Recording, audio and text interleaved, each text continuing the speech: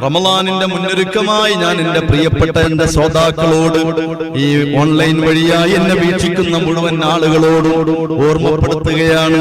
നമ്മൾ നോമ്പ് തുറപ്പിക്കാൻ ഒരാളെ വിളിച്ച് ഭക്ഷണം കൊടുക്കാൻ കഴിയില്ലാത്ത സാഹചര്യമാണെങ്കിലും ആ സാഹചര്യം നമ്മൾ മുതലെടുക്കണം. അഥവാ നമ്മളുടെ കഴിവിന്റെ പരമാവധി മറ്റുള്ളവരിലേക്ക് ഈത്തപ്പഴവും കാരക്കയും എത്തിച്ചു കൊടുക്കണം. അവര് തുറക്കുന്ന നോമ്പിന്റെ പ്രതിഫലം, ആ പ്രതിഫലം മഗ്ഫിറത്തും നരകമോചനവുമാണ്. ആ നരകമോചനവും മഗ്ഫിറത്തും നമുക്ക് ലഭിക്കാൻ ഒരു എളുപ്പ വഴി മുഹമ്മദുർ റസൂലുള്ളാഹി പറഞ്ഞു തന്നതാണ്. കാരക്കയ്ക്ക് വലിയ പ്രാധാന്യമുണ്ട്. മഹാനായ മുഹമ്മദ് റസൂലുള്ളാഹി സ്വല്ലല്ലാഹു അലൈഹി വസല്ലം തങ്ങൾ അതാണ് പറഞ്ഞത്, ഇത്തഖുന്നാറ വലൗ ബിശ്ശിഖി തംറാ. ആയിഷ, ഒരു നരകത്തിന് ഒരു കാരക്കയുടെ കഷ്ണം കൊടുത്തിട്ടാണെങ്കിലും നീ നരകത്തെ സൂക്ഷിക്കണേ ആയിഷ. ആ നിലയ്ക്ക് കാരക്കയ്ക്ക് വലിയ പ്രാധാന്യമുണ്ട്.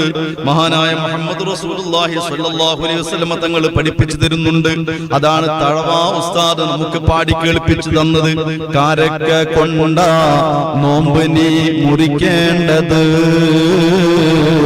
ഇല്ലാതെ വന്നാൽ വെള്ളമാണ് നല്ലത്. അതാ റസൂലുള്ളാഹി സ്വല്ലല്ലാഹു അലൈഹി വസല്ലം തങ്ങൾ സ്വഹാബത്തിനോട് പറഞ്ഞു കൊടുക്കുകയാണ്, കാരക്ക കൊണ്ട് നിങ്ങൾ ഒരു കഷ്ണം കാരക്ക കൊടുത്തുകൊണ്ടാണ് നിങ്ങൾ നോമ്പ് തുറപ്പിക്കുന്നതെങ്കിൽ അതിനും നിങ്ങൾക്ക് ഈ പ്രതിഫലം കിട്ടുമെന്ന് റസൂലുള്ള പറഞ്ഞിട്ട് പിന്നെ നബി സല്ലല്ലാഹു അലൈഹി വസല്ലം തങ്ങൾ പറഞ്ഞത്, ഇനി കാരക്ക നിങ്ങൾക്ക് കൊടുക്കാൻ കഴിഞ്ഞില്ലെങ്കിൽ നിങ്ങൾ ഔ ശർബത്തിൻ ഒരു മുറുക്ക് വെള്ളം കൊടുത്തിട്ടാണെങ്കിലും ഈ പ്രതിഫലം നിങ്ങൾ വാങ്ങണേ.